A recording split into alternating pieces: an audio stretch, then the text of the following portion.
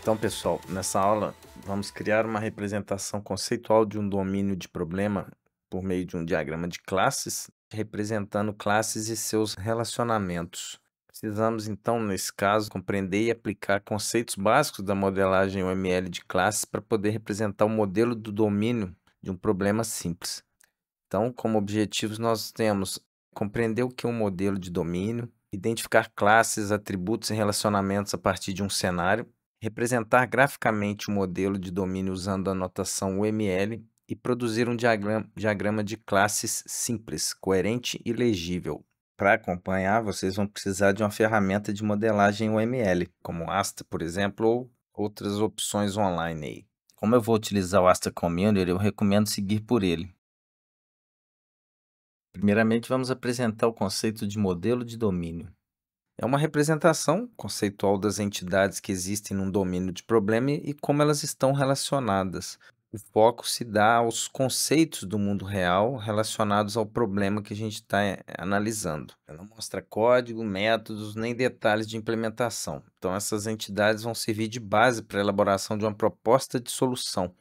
Exemplo, um sistema de biblioteca. Temos nele conceitos como livros, usuários e empréstimos. Para essa prática, a gente vai usar o cenário de uma locadora de filmes. Então, o cenário é o seguinte: uma locadora de filmes deseja manter o controle dos filmes disponíveis, dos clientes e dos registros de locações. Cada filme tem um título, um gênero e ano de lançamento, e cada cliente possui nome, CPF e telefone. Uma locação vai registrar a data da locação e a data de devolução. E a nossa tarefa é, a partir dessa descrição, modelar o diagrama de classes UML representando o modelo de domínio. A gente pode adotar um processo com 4 etapas para a criação desse modelo. A primeira é a identificação das classes, que segue os seguintes passos: a leitura atenta do cenário, identificação dos termos, que são os substantivos principais relacionados a conceitos do domínio, e a notação das possíveis classes. E com esse cenário, o resultado esperado seriam as classes filme, cliente e locação. Na segunda etapa, a gente vai identificar os atributos, com os passos: 1. Para cada classe, identificar as informações que a descrevem, e depois anotar apenas os dados relevantes ao domínio, sem as operações. No nosso exemplo de cenário, temos para a classe filme título, gênero e ano do lançamento, para cliente nome, CPF e telefone, e para locação, data da locação e data da devolução. Na terceira etapa, a gente vai identificar os relacionamentos e podemos fazer algumas perguntas de apoio, como quem se relaciona com quem. Uma entidade pode se relacionar com várias outras? As respostas esperadas para o nosso cenário são: um cliente pode realizar várias locações, então a relação de 1 para N. Uma locação pode incluir vários filmes e um filme pode aparecer em várias locações.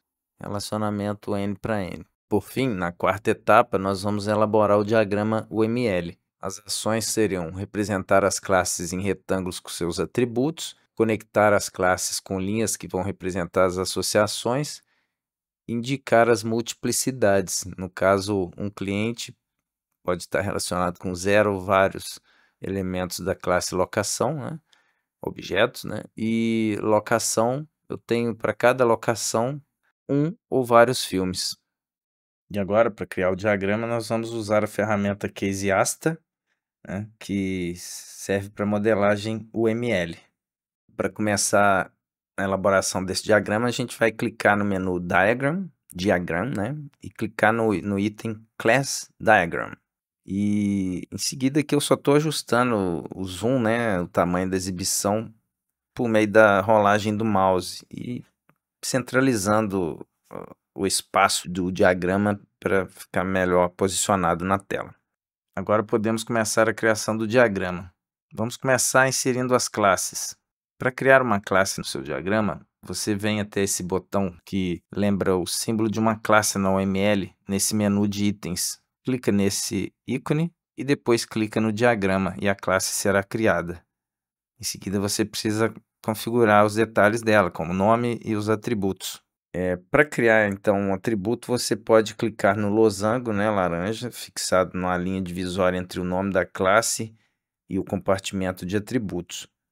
E as operações, né, no caso, se você fosse defini-las no modelo, elas poderiam ser criadas clicando no traço verde, que está na linha, né, que divide o compartimento de atributos e o de operações. Isso para o Asta, ok, pessoal? Community aqui. Dê um nome ao atributo e você pode atribuir um tipo, mas como na modelagem de domínio não estamos preocupados em decidir sobre os tipos, mais adiante eu vou ocultá-los.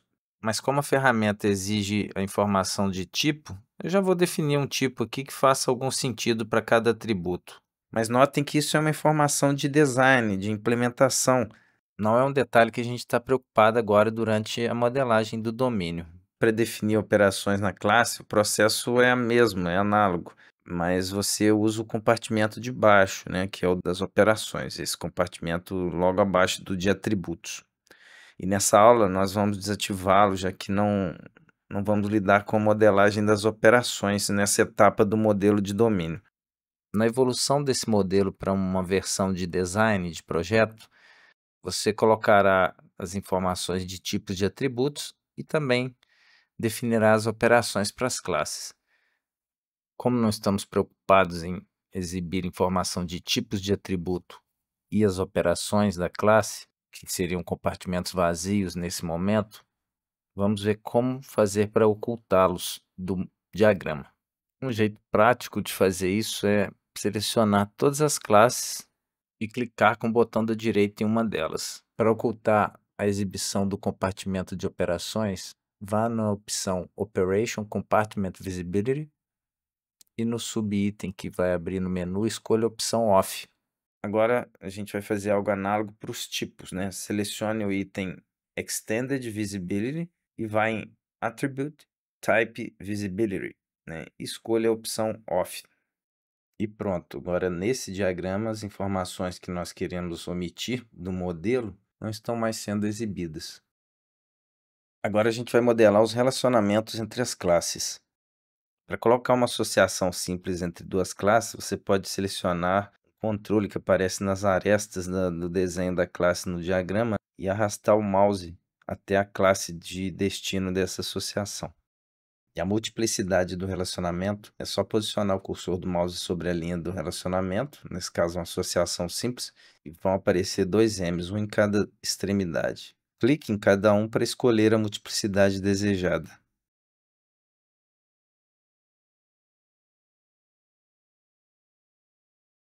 Para definir o nome da associação, clique na linha do relacionamento e vá no grupo de opções no menu ao lado esquerdo, onde tem Name, para preencher o nome.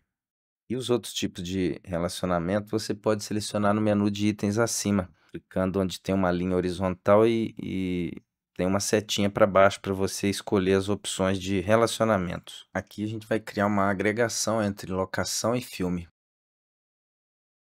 Uma locação inclui um ou vários filmes. Não deixei zero porque não faz sentido uma locação sem nenhum filme.